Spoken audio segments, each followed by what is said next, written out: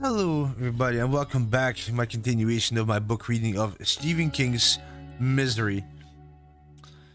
And I'm at chapter 15, Butcher's Knife. This is probably going to be a very short one. And, yeah, here we go. The storm continued throughout the next day.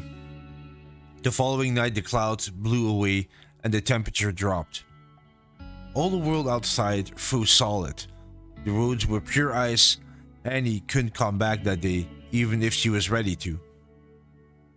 And that was too bad for the animals. He could hear the cows complaining in the barn. Annie hadn't milked them, and they were in pain. As the days passed, he heard no more noises from them. Paul's routine was easy. During the daytime, he ate food which Annie would not miss from the kitchen. She had stored hundreds of cans of food, and it was easy for Paul to take a few cans from here and a few from there so that Annie would not notice. Sure, he had enough to eat. He took his tablets regularly, slept, wrote his novel. In the evening, he played Can You with ideas about killing Annie. A lot of ideas came to him, but most of them were impossible or too complicated. This was no game. This was his life. It would have to be something simple. In the end, he went to the kitchen and chose the longest, sharpest butcher's knife he could find.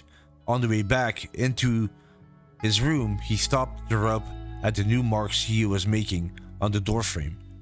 The marks were clearer than before, but it doesn't matter, he thought, because as soon as she returns, the first thing she comes into my room. He pushed the knife under the mattress. When Annie came back, he was going to ask her for a drink of water. He would bend over to give it to him, and then he would grab her in the throat. Or stab her in the throat, sorry. Nothing complicated. Paul closed his eyes and went to sleep. When Annie's car came whispering into the farm at 4 o'clock that morning, which is its engine and its lights switched off, he did not move. It was only when he felt the sting of a syringe in his arm and woke to see her face close to his that he knew she was back. And that was chapter 15, Butcher's Knife. Like I said, very short one.